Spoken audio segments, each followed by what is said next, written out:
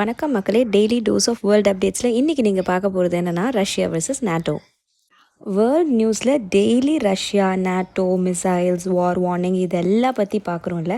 ஆனால் எக்ஸாக்டாக என்ன சினாரியோ நடக்குது அப்படின்றது நிறைய பேருக்கு தெரியாது. ரஷ்யா யுக்ரைன் மேலே வார் ஸ்டார்ட் பண்ணுறாங்க. அப்போது யூரோப்பியன் கண்ட்ரீஸ்லாம் கொஞ்சம் பயந்தாங்க. ஏன்னா யுக்ரைன் யூரோப் சைடில் இருக்குது. If Russia is getting more aggressive, next என்ன ஆகும்? பார்டரில் தான் அட்டாக் பண்ணுவாங்க. அப்போது யூரோப் அடி வாங்கும். இந்த டைமில் தான் பார்டர் செக்யூரிட்டியை இன்க்ரீஸ் பண்ணுறாங்க, ஆர்மி ட்ரைனிங்கை இன்க்ரீஸ் பண்ணுறாங்க, மிசைல் சிஸ்டம்ஸ்லாம் இன்ஸ்டால் பண்ணுறாங்க, ட்ரோன் மானிட்டரிங்கை இன்க்ரீஸ் பண்ணுறாங்க.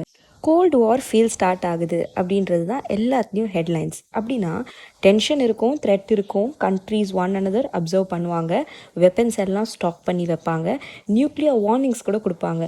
பட் ஃபைட் ஸ்டார்ட் ஆகாது. But everyone will get ready for the fight. அதுதாங்க கோல்டு வார்னா. ஸோ இந்த வைப் தான் இப்போது கிளம்பியிருக்குது. இது எப்படி இந்தியன்ஸை எஃபெக்ட் பண்ணும், காமன் பீப்புளை எஃபெக்ட் பண்ணும்?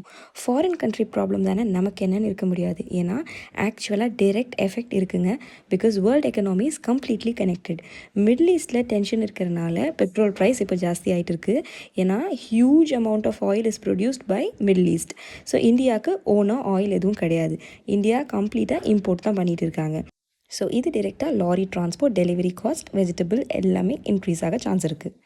ஸோ ஒரு ராங் மூவ் இருந்தாலும் இம்பேக்ட் ரொம்ப பெருசாக இருக்குங்க. இது not just a politics, it affects economy, petrol price, inflation, technology, internet, grocery cost, jobs, even travel கூட அஃபெக்ட் பண்ணும்.